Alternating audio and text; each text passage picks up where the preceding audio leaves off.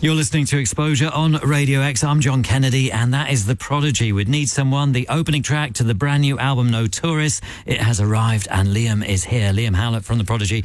Welcome. How you doing? Welcome. Thank you. It's great to see you, and it's great to be able to play the whole of this new record with you, talking us through it track by track. It's great, man. Thank you. I was just saying to you, it's quite a party album in a way. It's like there's no rest.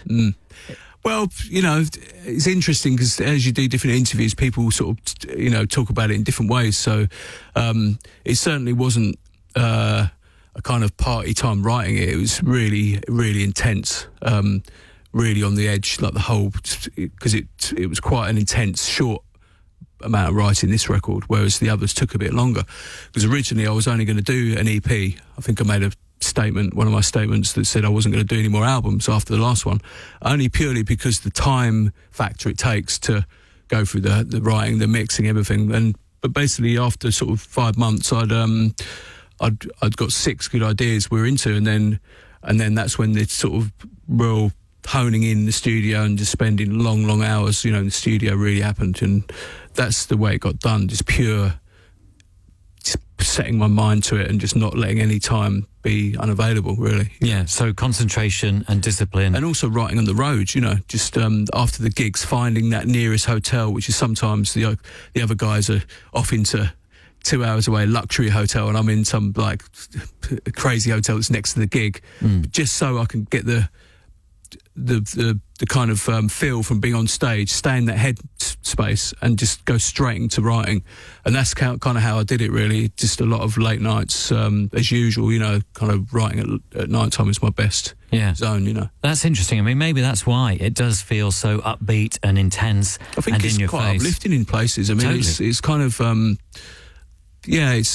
really like this record. It's, I was really happy with it, and I mixed it myself as well with this one, because on some of the other records I've had that end process where you go into a bigger studio, which I find very frustrating, because you write the tracks, you kind of build them to, you're happy with them, and then you kind of deconstruct them again and put them on a big desk, and that bit of the process I always find slightly frustrating. I mean, the first tracks that all the big tracks like Firestarter, Breathe, the early ones, I mix myself in my home studio. So this album I went back to kind of doing that, and that in itself made cut the end process off of the mixing, which was cool. You know? Yeah. It's interesting you say it's uplifting. I mean, Need Someone is a good example. I mean, that is an uplifting tune, isn't it? Yeah, it's got swagger, that tune. I mean, I like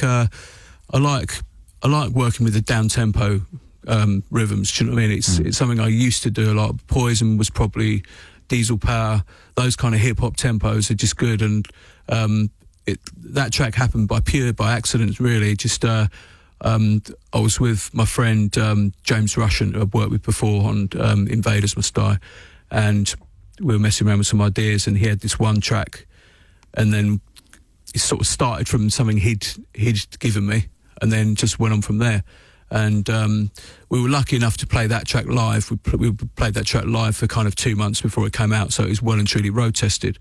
But that's a good sort of example of Loletta Holloway's voice, which I sampled just in that one little clip there. It's kind of like a snapshot of 1989 rave culture. You know, her vocals really significant to that kind of time, and just sort of smashing that together with like more dangerous beats, fresh kind of beats, it felt good. You know, you kind of respond to what you hear, and that felt good coming out the speaker. It's a really loud record. Yeah. You know, on a technical side, when I got it mastered, the guy was like, I don't know how you got it this loud. It's just ridiculous. We had to turn every other track down on the album to match the volume of that. It's just really, I don't know why. Who knows? Yeah, that's just amazing. Come out like that, you know? And so when you put something like that together, I mean, with the Loletta Holloway sample, is that something that you had around that you'd been playing around with, or? No, not on that particular. Every song is different. I mean, with that one, it was on something James did, and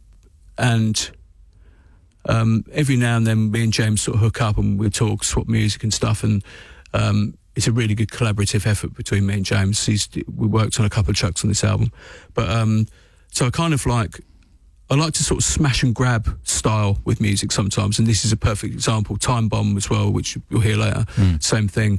Just kind of you know, taking something and kind of like I used to do, really, just grabbing something from some completely different sonic area and putting it together with something else, and really, that's kind of the old way I used to work, you know.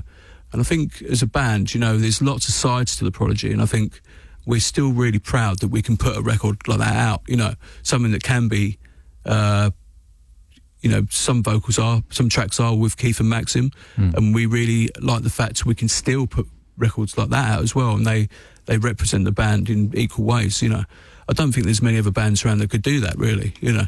Yeah, it's an interesting thing. I mean, it keeps me guessing when I'm listening to it, trying to work out, well, who is this and how does this work? Because of the way that you manipulate the voices, be they a sample or be they, you know, somebody in the studio right with you. Yeah, man. I mean, on this record, I definitely decided to try and back off the sample usage. It gets more and more difficult to find original things. Clearing stuff can be frustrating, you know, and it's just, I guess, in this day and age, or just I felt sort of creative enough to kind of manipulate things to kind of make them feel like if they needed to sound old, or like my friend Brother Culture, reggae singer, he's sung on Thunder, one of my tracks before. He was in the studio a bit, and we were doing sessions with him, and the idea was to kind of create those reggae samples, you know, those reggae vocal samples, and make them feel like I'd taken them from an old Trojan record or something like that, you know. Yeah, which fits in nicely with Light Up the Sky, which is the next song. Yeah. So that is Brother Culture there. That is Brother Culture, yeah, and Maxim as well on the vocals, yeah. And so they're in the studio with you, and then once you've got them to do a few takes and you're happy with what they've done, then they leave you, and then you can work out how you want to use that. Yeah, in a way. Basically, like I'll set up a session, I'll write the lyric, and figure out roughly what it's going to do, and then I'll probably usually at that stage, I think with Light Up the Sky, I'd written just a real basic 8-bar piece of music that he could easily digest and sing over, and we just get that in a loop, and he's great. Culture. He's able to just really. He's got a real sort of roots voice, but he's able to kind of you know, really kind of work with it and just move the timings around. He's quite laid back on the groove, you know, which I really like. And he just kind of like, I guess like any vocalist, you know, they kind of after like half an hour you hit a sweet spot. His voice gets kind of gravelly. And then the process after that is, see you later. And 3 weeks later, the voice is sped up. Doesn't sound like him. And, you know, no, he's great. You know, on that particular track, I wanted to have like a vocal that kind of feels like it was sort of just a pitched up old Trojan kind of sound. You know what I mean? Yeah. And then Maxim provides the other vocal on that song. Well, that's right. I mean, basically, this track was. I think it was like it was the second track I wrote on the record, and I'd written the guitar part with a friend of mine. Our live guitarist is also he works in the studio with me. And what's his name? Ollie Burden. Yeah. And he is my studio assistant, as it were. He probably won't like being called that, but yeah. All right, brother. So basically, like, I've got the ability to get excited about a 2-bar loop. Oh yeah, that's fresh, that man. That's really slamming. Do you know what I mean? So it was like one of those scenarios where I had a real slamming sort of 2-bar thing, but got stuck at that point, and you sometimes can't get past that, and sometimes you have to put, I think we had the Brother Culture vocal on there, the guitar part, and then I just hit a brick wall. So I put that on the shelf, and this is typical of the way I work, and then I'll start another idea, and then I'll go back maybe sometimes even a month later, look at that, and then maybe that idea will work with that, and it did with this time, and I smashed together 2 ideas to build that track, and then all the acid stuff, the 303 stuff, I'm not a person to sit there at a computer and move dots around like in Logic or like the actual programming. I like to play, I like to turn it up and react to the sound. That's what I've always been like. So I kind of use the tape, the computer as a tape machine. So my guy would, usually sort of 2 a.m, I'd sort of feel a bit of inspiration to kind of turn the music up and write, and we put that loop in record, and then I just go mad around the studio. My studio is kind of like, it looks like a living room. It's just a living room with loads of old guitar amps and synths and stuff everywhere, and I'm just kind of looking for that sound to excite. Do you know what I mean? Yeah. And that's how the riffs get written, like that, rather than sitting there. Because I think when you're looking at a computer, you're not using all the capacity of the creative brain. You're concentrating on looking at where that note's going and listening at the same time. So that's what I like doing, really. I like playing, having the music up and jamming to it. Yeah, yeah. Somehow it really creates a moment, that you're living in that moment as well. Yeah. And we can really hear it with this song. This is Light Up the Sky. It is The Prodigy on Exposure, Radio X.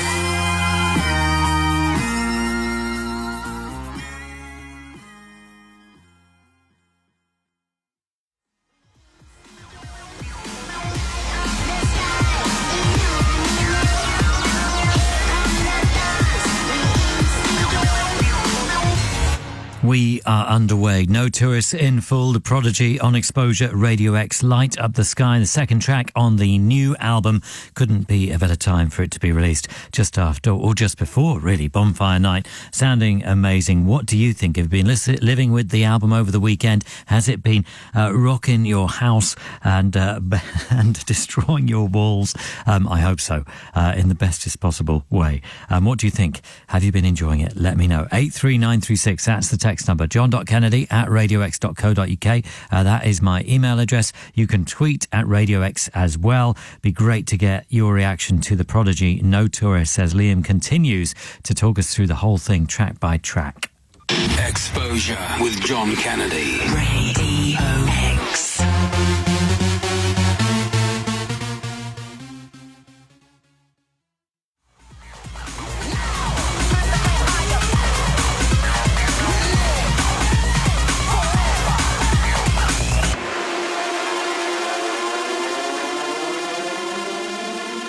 It is The Prodigy on Exposure, Radio X. We Live Forever, the third track from the brand new album No Tourists. I'm John Kennedy. Liam Howlett from The Prodigy is here. He's talking us through the whole thing tonight. And one of the most exciting things I think about listening to the new record is how The Prodigy have such a signature sound, or a whole series of signature sounds. Like any musician, a guitarist, a vocalist, so they have certain tics and certain things that they have that they employ and we love, and we want a little bit of that whenever they return. And that's the clever thing about No Tourists, I think, because it's all in there, but reinvented, reworked, fresh for 2018. I think I wouldn't know how I do that. Yeah. I think any kind of musician or writer or producer would probably not know what their little tics or little production techniques are. They just do them. So if I, for example, worked on secretly on another person's music, they would know it's me. I couldn't do it another way. That's the thing. And I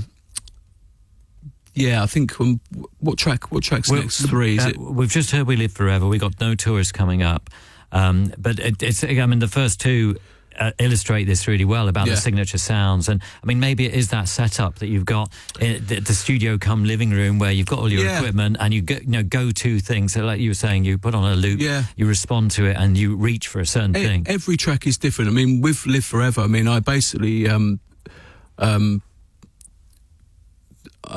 this was an idea. The riff I worked on with my friend Rob. He was in a band called South Central, and it was around for a while, and the riff just wouldn't leave my head. It was just really, really strong, and I ended up looking back at it, and I like the fact that it kind of like has a little nod back to sort of early rave culture. But when people think about rave, they usually think about the kind of like sort of happy hardcore, or it's got a sort of like, I don't know if rave's got, as a word, it's got sort of a bit of a it makes people think of a certain type of music. But where we came from in this sound was more kind of like the real East London pirate radio, grimy stuff that maybe people don't know so much about. And so this is kind of some of the inspiration for the album, really. Just the kind of early 1990s Shut Up and Dance records, DJ Hype, that kind of style, that real, I can only describe it as pirate radio kind of sound, you know. And that's where the excitement is, you know, can be found in those early rave records. It isn't all kind of like hands in the air happiness, you know. Yeah. It has a certain connection to hip hop because I think like bands like Shut Up and Dance, who I mentioned earlier, they were one of the pioneers, and they kind of they were a rap band, and their instrumental started to get played by rave DJs or party DJs at that time, and so that's what led them into this scene, and that's where the culture started from. But I mean, the rave culture's got lots of different angles, but I think with the whole album, what we were trying to do is we were just trying to it didn't start off this way, but it basically it ended up being like kind of like all we considered all the important angles of the band on one record. Like we kind of looked at the first album, and then there was a bit of kind of jilted inspiration in there, but all the time making sure we didn't come across retro, keeping it kind of fresh for our ears, for sure. You know, we're not into retro.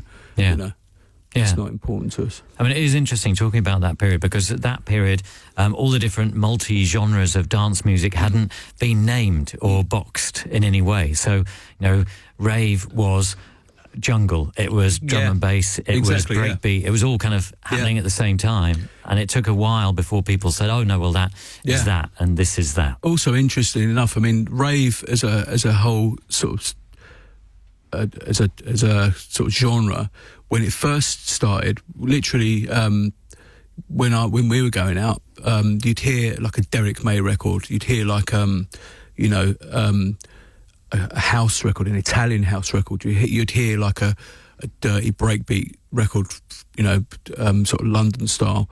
So there's all this great music being played by the same DJ. It wasn't specifically one sound, you know. That was what was so good about it, you know. And it was great times, you know. With We Live Forever, what's the vocal? Who's doing that? Just Keith and Maxim on this track together, which is always good. That's what I aim towards more with this record, to get to at least nail a couple of tracks with the guys together, because you know, when we're writing in the studio, you know, especially on this track, it was kind of quite collaborative between all of us. I'm thinking about the stage, and Keith and Maxim have got very different sort of ways they do their vocals. Keith is like usually a first or second take guy, you know. You know, that's when I know Keith nails the vocal. He hears the beat and he'll react to it, and he'll get it right, usually the first or second time. Not that Maxim doesn't get it right. He'll go away and prepare a bit more, you know, and he'll come with some lyrics and stuff. But it works, you know. And basically, I think that what makes this track good is I just know it's going to work live, you know. And then you'll hear the other vocal on it is Cool Keith, which is I've known Cool Keith from the Ultramagnetic MCs since. Well, he's a kind of pivotal inspiration, isn't he? He's like almost like a fifth member of the band, because I've used him so much over the years. I mean, he was paid close attention to Outer Space. I don't think he was on the second album. He was definitely on the third album, Smack My Bitch Up. And of course, Diesel Power, he did the vocal on that. And so it was great to have him back on this record, really, just as a sonic, you know. And it just kind of, it's a really good balance between Keith and Maxim. It's a different, you've got their sort of like trade-off with each other, do you know what I mean? Sort of always that tension, which manifests on stage as well, which is great. And it sounds contrived, but this is kind of like the way it happened, you know. It was like the track started to get written, and then all of a sudden it seemed like both their vocals could work on this track, and that one's going to be good live, I think. You know? Yeah, and it's really interesting hearing the different techniques that they employ in order to do what they do, and that, say, Keith would he just hears what you've created, reacts and comes up with the words spontaneously. Exactly, yeah. And so Maxim listens to it a bit more, has a think. I'll send Maxim the track, but he's equally as happy to come in the studio, because I think Keith Keith describes himself, and this is his own words, as someone who he wants to be seen as someone that's just jumped out the crowd and jumped on, and managed to get on the stage and grab a microphone. That's his angle. Maxim comes from sort of reggae sound system culture, so he likes to, I would say, he would receive, I would send him the track, and then he'd like to hear the track, and then he might pen a few things down. But it was very relaxed, this whole lyric process this time. We've been through pain before in studios where we were just sitting there for days trying to write lyrics, and I think we all decided that just the short sort of sharp bursts of like writing was the best way, and also combined with we talk about Labour Champions of London. I recorded Keith's vocal in a hotel room in Belgium, I think it was, and we both liked that because it was like really urgent and really it was after the gig, so it was, the train of thought was there, he was in the zone, and it just I think it just hit the point of where we were just tuned in from the gig, and it's really happened. This vocals on this track, it was more of a studio. Yeah, the vocals we did on We Live Forever were studio recordings, definitely. And do you write your own words down to point them in a direction of what? Sometimes, yeah. I mean, not on Like the Sky. Maxim did those. But like with We Live Forever, did you have that in mind? That had the title, yeah. Basically Rob from South Central was involved as well. So I say South Central, he's in does a few different projects. He's a good friend of mine. But it's basically Rob and Keith. They used to be in South Central. It was a collaboration track with them. The first idea, and then I took it on and expanded it a bit. But I think we all sort of like, when we heard that track, we definitely imagined it would be in the same sort of vein as Take Me to the Hospital or Get Your Fire On. It kind of has that kind of floor shaking energy base, that kind of, we know is going to deliver, which is always exciting. Yeah, and you're going to be including it in the sets. That's right. This tour coming up. We've been rehearsing it this week, actually. Fantastic. No Tourists is the next song, the title track of the album. What do you think you're trying to say with No Tourists? Well, the actual title, the meaning of No Tourist is basically like, it's largely about escapism. And I can explain it like, in this kind of time we live in, I think it's become very easy to kind of fall into the trap of like the tourist trap, tourist way, the tourist path. And maybe that's through laziness, and people have kind of forgotten how to explore if they want to find a certain different bit of danger or a different route. It's just simply us sort of pointing that out. I mean, I think it's more about us than anybody else, really, the title. And it's kind of saying that don't forget to you can explore, don't allow yourself to be drawn into this kind of tourist path, without, people can have a more, if they want that, a more exciting life without this safety net that's provided to everybody by this kind of like, you can see it happening. I've got a 14-year-old son, and phones, internet, and it's kind of like, sometimes it's good to go analog, man. Do you know what I mean? And that's kind of what we're saying. That's what No Tourist means. Don't forget you can explore and be an adventurer. Yeah. Not a tourist, you know what I mean? Yeah, totally. And in terms of the music for No Tourist, did that come before this concept? Or at the same time, actually. Right. It kind of, what I liked about this track is it has a kind of real epic sort of uplifting kind of feel, really cinematic kind of zone. But points towards future Bond theme. It does. Does sound like that. Yeah. I mean, basically, it may be a little bit too dangerous for Bond. I don't know. But yeah, it's got that kind of Beastie Boys, nasty rhythm, and the kind of, again, like it's the slow tempos, though, that heavy groove. You don't get the impression it's particularly slow when you listen to it. but it's got that real New York heavy drum style, you know, which I love. 80s, the golden era of hip hop, you would call it, I guess. Do you know what I mean? But that old school drum machine thing can never leave me. You know, that's what I grew up on. You know, Yeah. really did. You know, that's what still excites me. Just that raw hip hop sound, that cassette pirate radio New York sound is just really excites my ears still. You know. Yeah. You know? Yeah. Well, it still sounds exciting, but then you combine it with a kind of almost orchestral Exactly. Yeah. quality. Yeah. How do you create that? Well, again, man, it's just turning the music up and kind of getting the dynamics between something that kind of feels it feels kind of big and epic, and then dives into something that's gnarly. And I think the music is I try and create sort of big dynamics during the songs, and this is a good example. I mean, and Maxim's vocal, he vocals this. It's very simple vocal about the title. It's the title track. No tourist, no ride is free. You know, and we know what it means. I mean, throughout the whole album, there are people that have to listen to it. I don't want to give it away, but there are certain clues with the lyrics and with the artwork that just kind of like have cheeky points back to our history, you know, throughout our career, you know. And again, another track that we're looking forward to playing live, you know. Yeah. We know that's going to work, and that was one of the last tracks I wrote actually on the record. Yeah. Yeah. And we're going to it was written in a very short amount of time. Some tracks happen that quick, you know.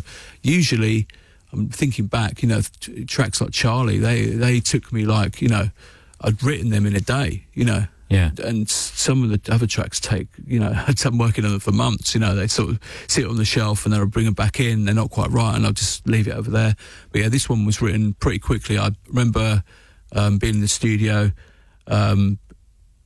and having a little idea and then coming back literally the next day, because I work late, and then during this intense time period at home I'd set up a little room in my apartment, and just basically so I could just work again all night, and I'd come in the next day and I'd finished the track. It just went bang. And I think it's because that time of night, you know, there's no disturbance, you know. I've got a clear a good 5 hours I worked in it, I think, where I just it just came together really quickly. Yeah, fantastic. And we're going to hear it now. This is No Tourists. It is the Prodigy on Exposure, Radio X.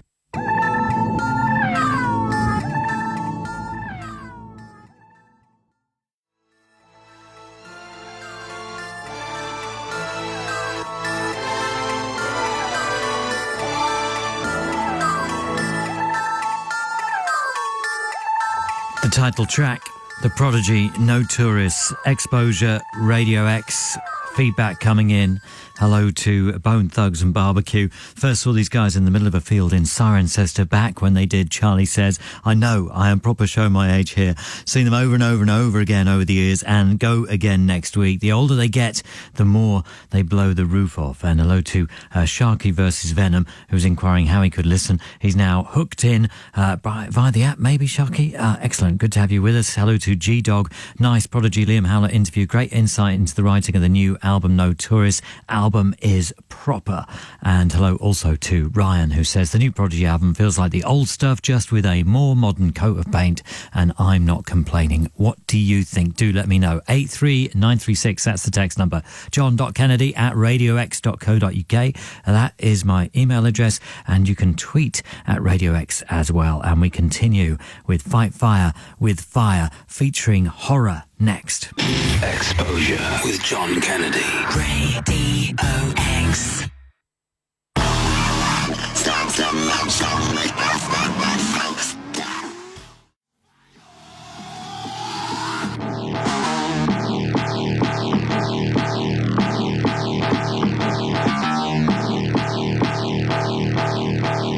It is is The Prodigy on Exposure Radio X. Fight Fire with Fire featuring Horror. That is the 5th song from the brand new album Notorious. Liam Howlett from The Prodigy is here. I'm John Kennedy, and it's really exciting to see Horror as part of this record. And if a band could be married to The Prodigy in any way, they would be the band that you might pluck out and think, right, they need to work with Liam Howlett. Yeah, well, they're great guys. You know, I respect them.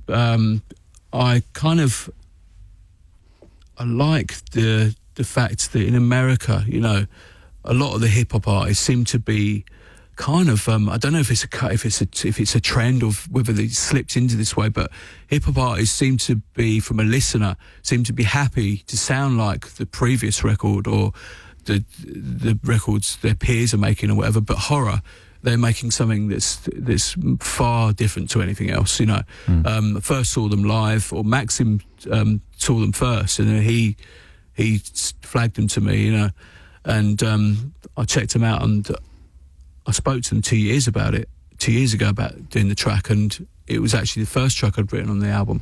And I think at that stage, I didn't have the pressure of the album on me, so it was I felt very free about writing this track, and just again back to the kind of hip hop slower tempo.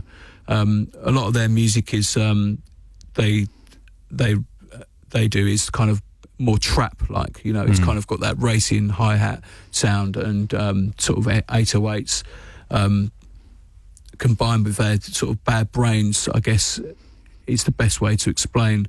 They might not like that, but that's kind of, they are inspired off of them. But basically, I just see two guys that are original and just have the energy. And the track started off, I believe, for them. It was for their album, right? And after a little bit of an argument, and you know, we didn't fall out, but like a little bit of an argument and persuasion, you know, we sort of all agreed that its best home would be on our record, you know, as a collaboration. And after that point, when they released their record, they did agree that it would have been our place on theirs, because it kind of sounds quite different to their stuff, you know. Yeah. I think on the last album they did use a lot of different producers, though, didn't they? So it had a kind of not a mishmash, but it had a variety of sounds on there. Yeah. It's a record that really has danger to it, and has. I think I've captured the energy of their vocal really well.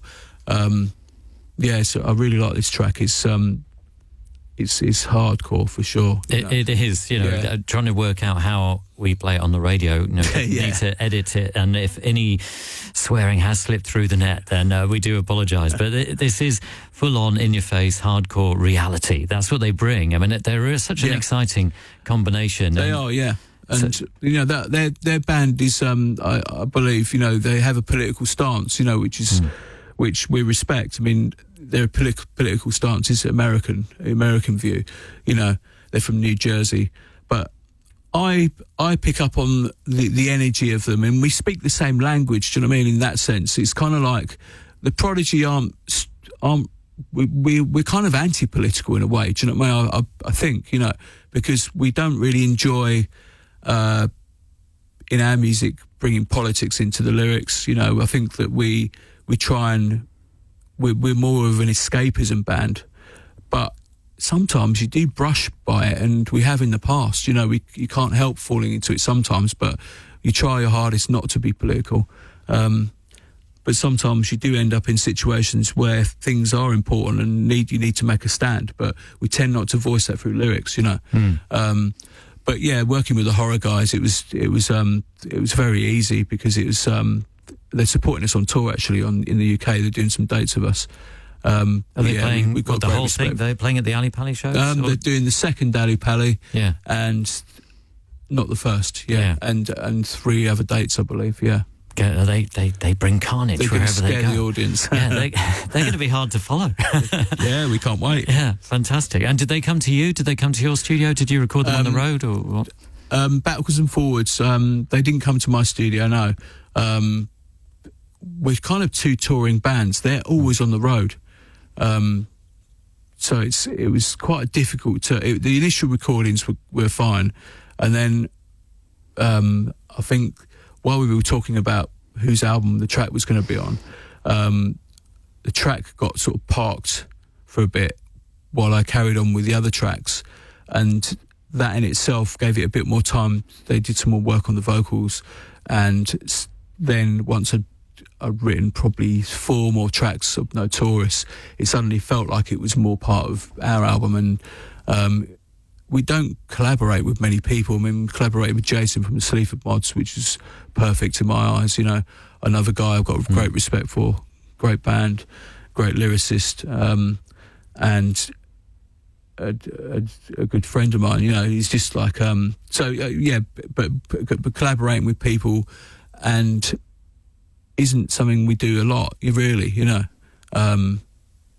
because the main reason is because we like to do the tracks live. You know, ourselves. You know, they're used. They're kind of, I guess, our weapons on stage. You know. Yeah, you know what I mean? yeah, totally.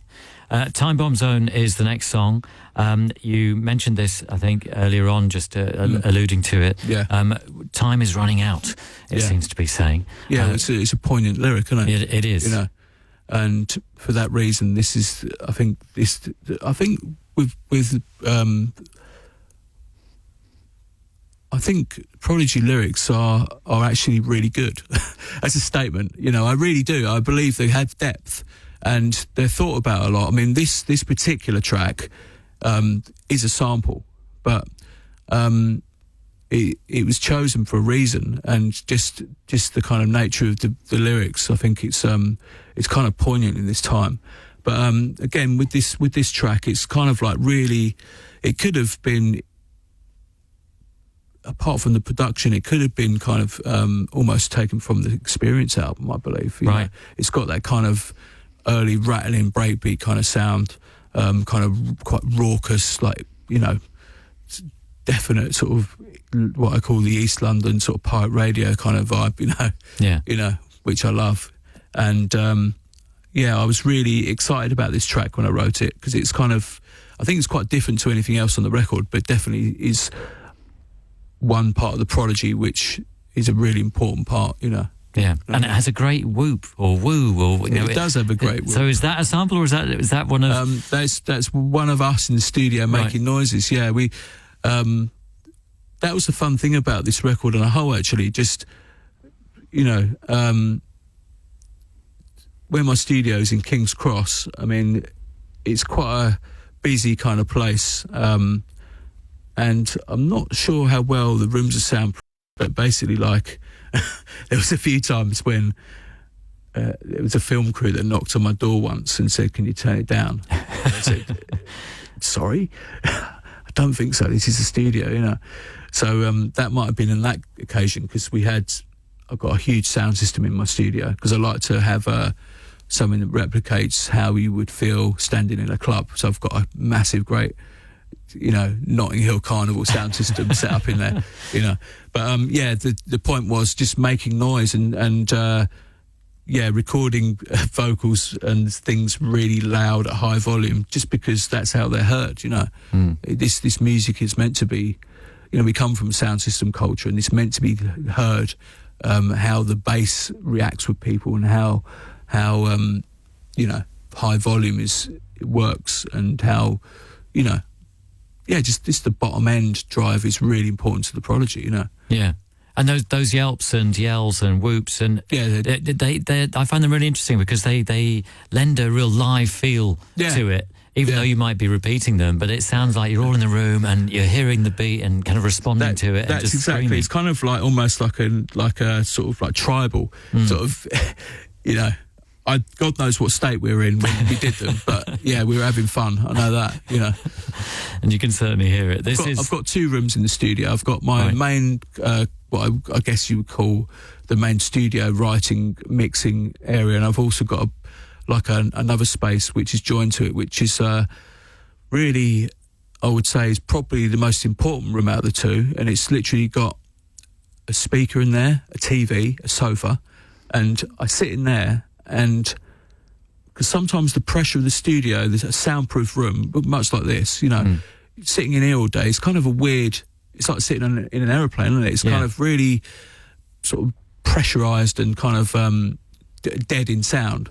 And it's nice to sort of go into another room where you can open the window. I'm right next to King's Cross Station there. So this second room, I've gone off point a bit here, but I do have a point to it, was so important in the fact that I was staying in the studio for sometimes 24 hours to just have a breakout space. And you know, I surprised myself how much writing I actually did in that room because it felt non-pressurised. Yeah. We did a lot of stuff in there. That's where because it's not soundproofed, it's got a tin roof. That's where we did all the live sort of shouts and yelps and screams, you know. It's got a good acoustic in there, so that's kind of, that's where we did that stuff. Yeah, amazing. Yeah. Fantastic. We can hear some of those yelps now. Let's get into them. In Time Bomb Zone, The Prodigy, Radio X.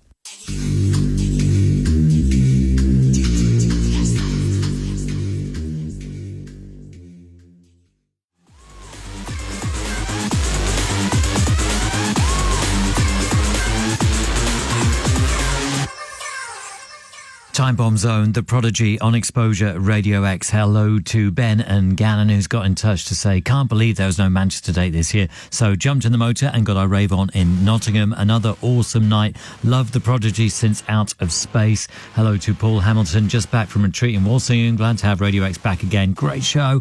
And hello to an anonymous texter who says, yet again, an album that I'll have to hold in my hand. My Generation's Pink Floyd. They are The Prodigy. We are doing an Exposure album playback for their brand new record, which came out on Friday. The album is called No Tourist. I caught up with Liam Howlett just before I went on holiday, and I'm playing out that interview tonight, and Liam is on fire.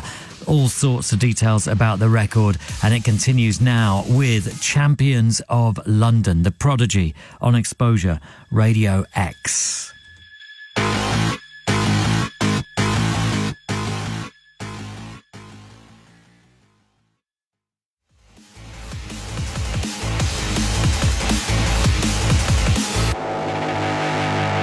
You are listening to Exposure on Radio X. I'm John Kennedy, and that is The Prodigy, Champions of London. It's from the brand new album, No Tourist. I'm playing you the whole thing tonight. It's an Exposure album playback with Liam Howlett from The Prodigy himself. Champions of London is just such a tune to coin a simple phrase, but it really is. Yeah, I like this song.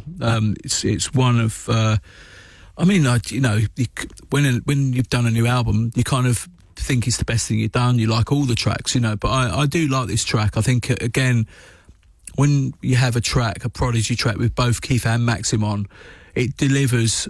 It's one of those areas which I know live will deliver. It's exciting. It's kind of up tempo. It has that kind of raucous, sort of almost punk kind of energy about it, you know. And just basically, like, the lyrics, just briefly, are about, for me, I mean, again, each band member's got a slightly different view on it, because both Keith and Maxim inputted to this, but like, it was a very collaborative effort, this track. But to me, it kind of like the tension in London over the last couple of years, you know, I think everybody's felt that, you know, quite a bit. And especially sort of, I guess, moving from sort of what I guess you call area to area, territory to territory. Sometimes, you know, the tensions between two areas, and just travelling from London across, you know, we say from Dalston to Brixton. Both of those, incidentally, are significant homes for the Prodigy, and with the history of the band. But just the tension, sort of, and the fact that you have to sort of just be aware travelling through at night time, you know. And I think maybe it's because you're more aware of this stuff because you've got kids or something, you know what I mean? But that's what I kind of got inspired through with this track, about sort of protecting yourself and kind of, you know, being aware and just, you know what I mean? Yeah. Well, civil unrest, grab your bulletproof vest is one of the lines, isn't it? Which is interesting. And in terms of the drums, your drum sound is incredible. How often do you ever employ a real drummer in your studio? Like at the beginning of Champions of London, I mean, that sounds, I was listening to it, the drum roll at the beginning. Yeah. Surely there has to be a drummer. It does. Right. And it leads nicely into drummer Leo Crabtree, who apart from being a lovely chap and long-time friend, he's an amazing drummer, and basically utilising one of the people that's been with us on the live side for 10 years, more than 10 years. I've got that wrong probably, but at least 10 years. Finally get him into the studio on the right track is a great zone. And I think we tried to do it before, and Leo's done sessions and stuff, but then we decided I'd put a skeleton beat down, and I just let him loose on it, and that's the drum rolls are epic, and just, I don't know, they really unify the whole band on this track. Ollie, who I talked about earlier, who is he works in the studio with me. He plays guitar in the band, and he played on this track as well.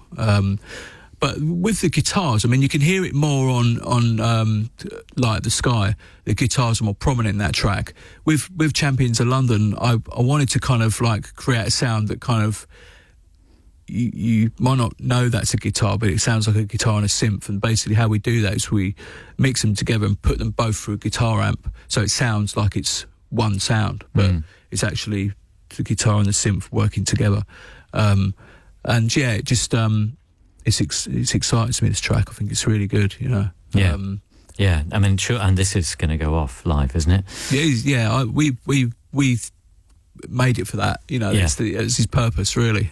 Yeah. When I started it, we were all really excited, and we were like, when can we do it live? And it's like, yeah, his time will come, Yeah.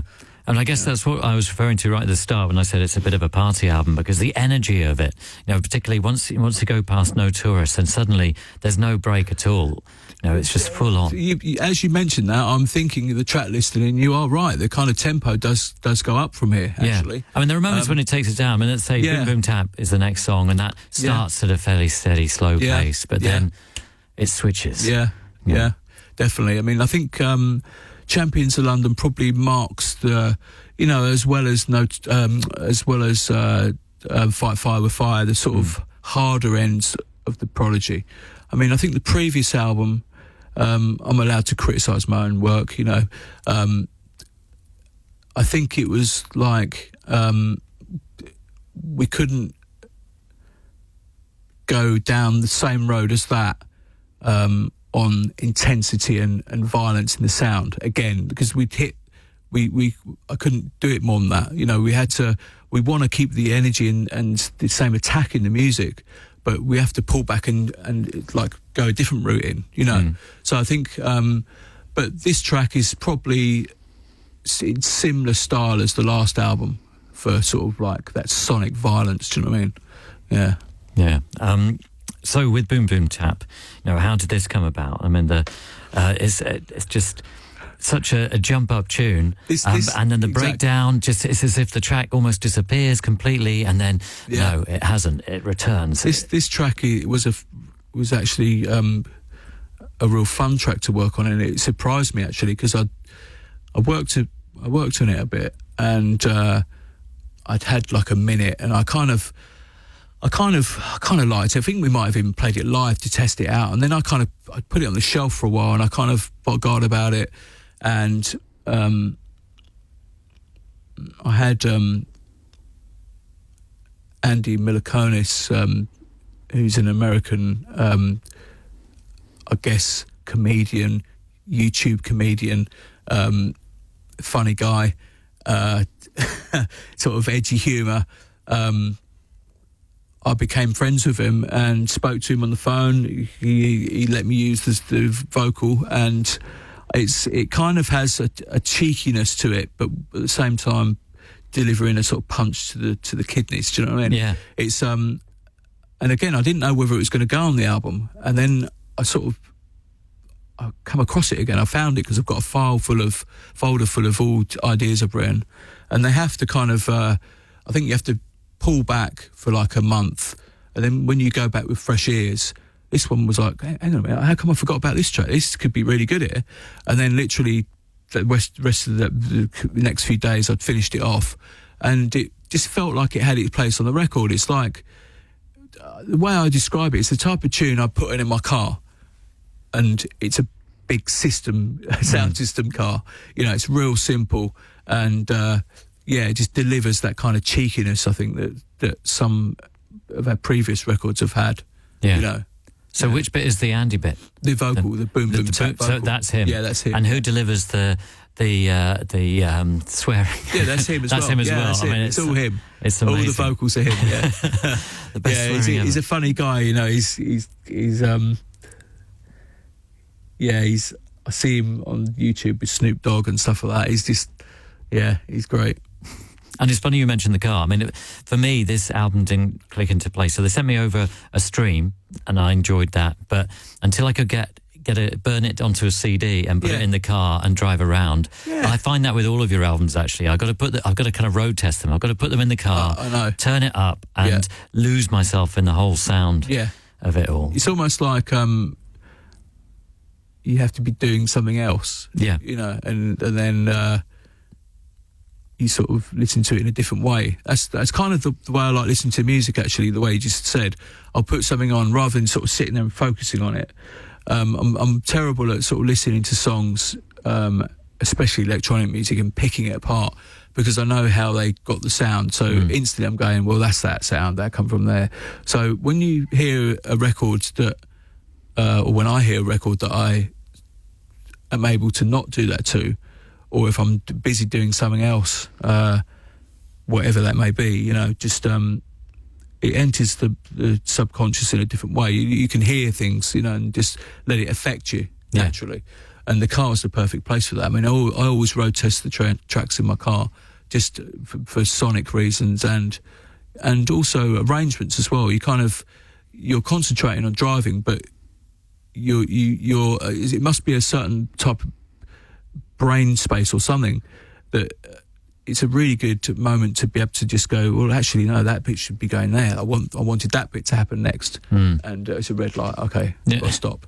You know what I mean? That type of thing. Yeah. So I think, I did that quite a lot on this album. It's just the car is a real important listening device to get things right, I think. Yeah, it's interesting, isn't it? And now you should leave yourself and abandon yourself to the Prodigy. Turn it up. This is Boom Boom Tap on Radio X. Boom, boom, tap. Boom, boom, tap. Boom, boom, tap. Boom, boom, tap.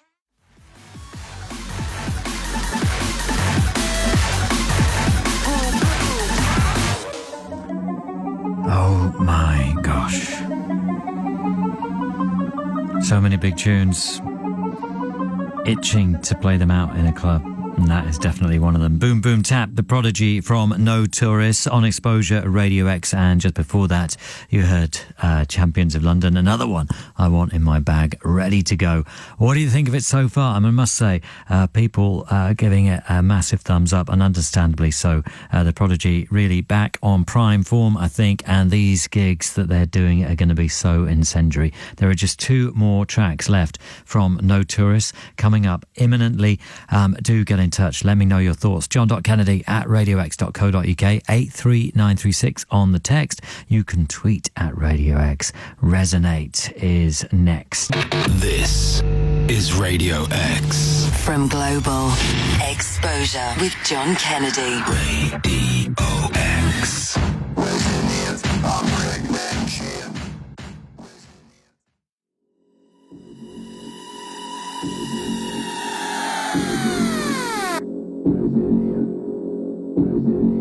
It is the Prodigy with Resonate from the brand new album No Tourist. You're listening to Exposure on Radio X. I'm John Kennedy. Liam Howlett from the Prodigy is here. He's been talking us through the whole thing. Resonate is the penultimate song. And what can you tell us about this? Who's the vocal on this? Is this? It's my friend Brother Culture again. Right. Yeah. Culture did this vocal. It was a very early song in the writing process, and also the first track we played live from the album. And kind of interestingly enough, with this track, the live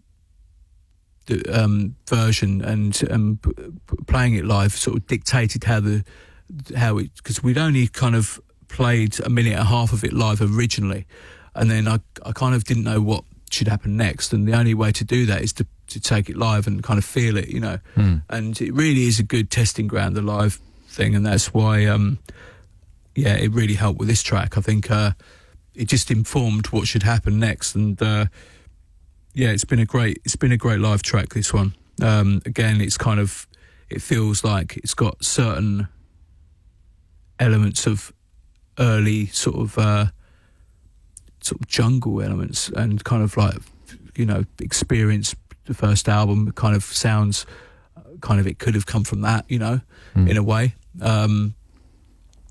It's a track we like playing live very much. And is that a guitar on it? It's not a guitar. No, it's a twisted synth. Because I find it really, because obviously when you see you live and you see there is a band and there's certain people doing certain things on certain tracks, but trying to analyse, you were talking just now about analysing electronic music and having a strong idea of how they created certain sounds. Yeah.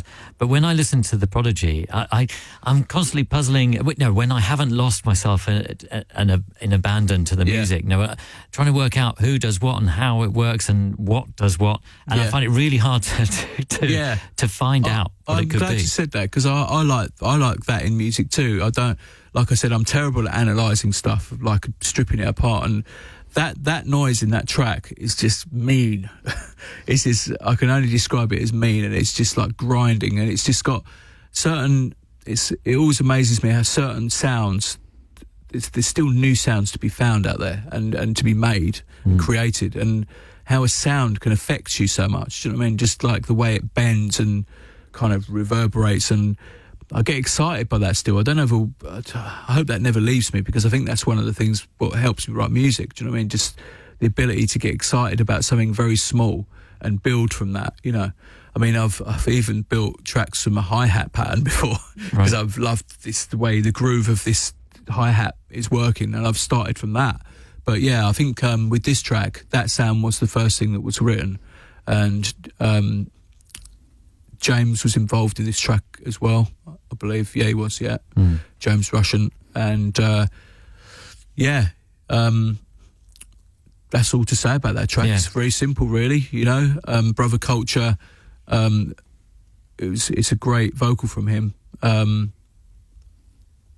when you make these sounds, we were saying early on about being hands-on, and rather than stare at a computer screen, you'd rather turn to various different instruments or synthesizers or things that you can put your hand on and twist that knob, and and that's how you create those sounds. I mean, do you then have to add and subtract hertz and all this kind of stuff on the computer? Oh, absolutely. It needs a lot of manipulation, because you're basically, it's very spontaneous, so you can't control the feedback, or you can't control the subsonic frequencies. So I would, on a geeky level, which I'm really not, that I'm a man that likes to hear what comes out of a speaker, and I try and keep it as simple as that.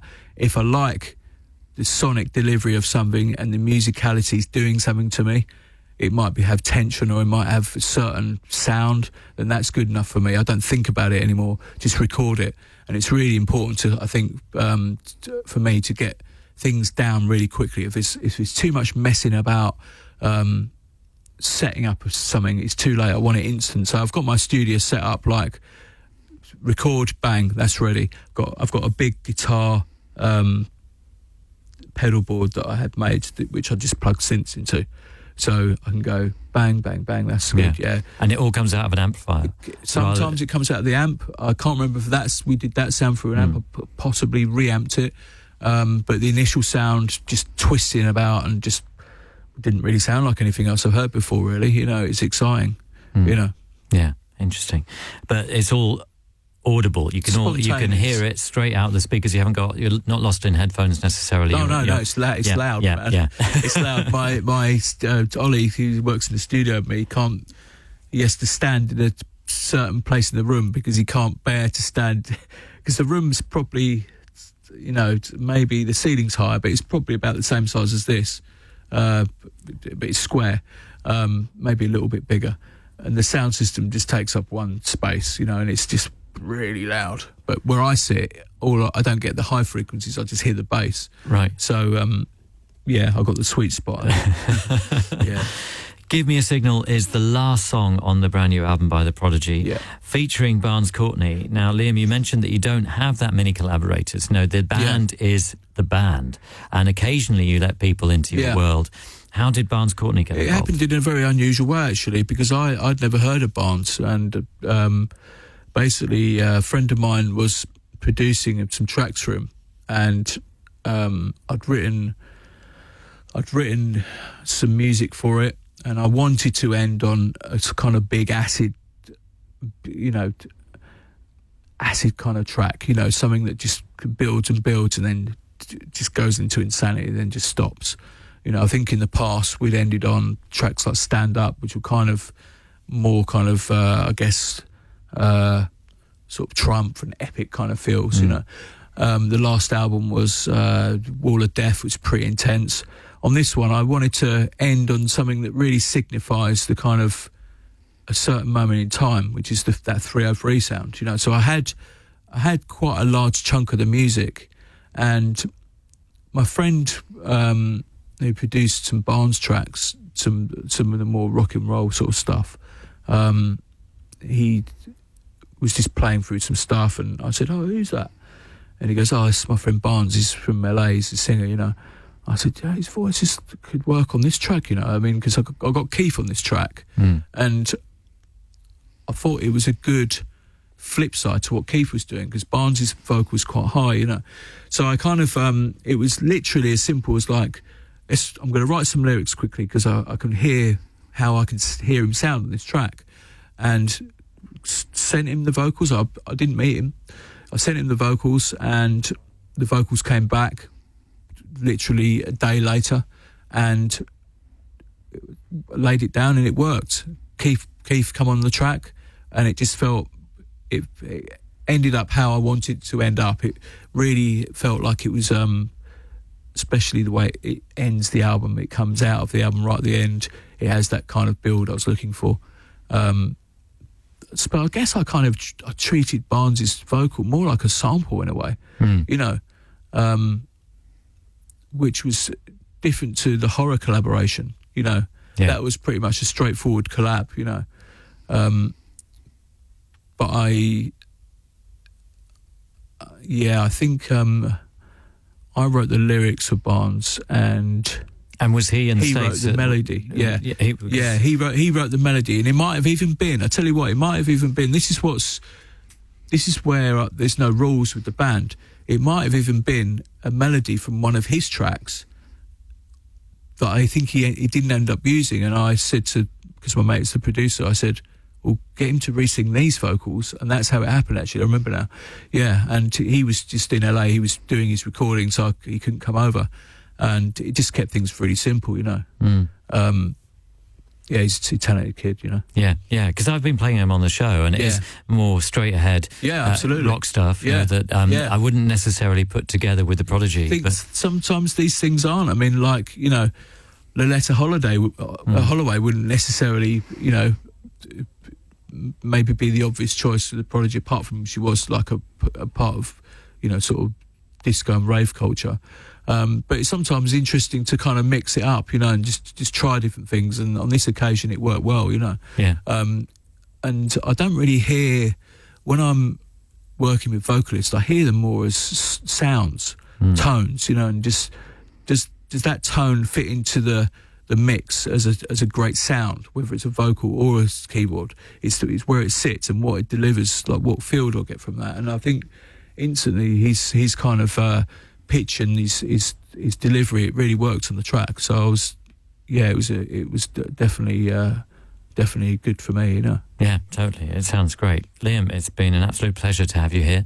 Thanks for talking so much about your new record. It's sounding amazing, and we're going to go out with Give Me a Signal, featuring Barnes Courtney. This is the last song from The Prodigy. Thanks again, Liam. Cheers, man. Respect.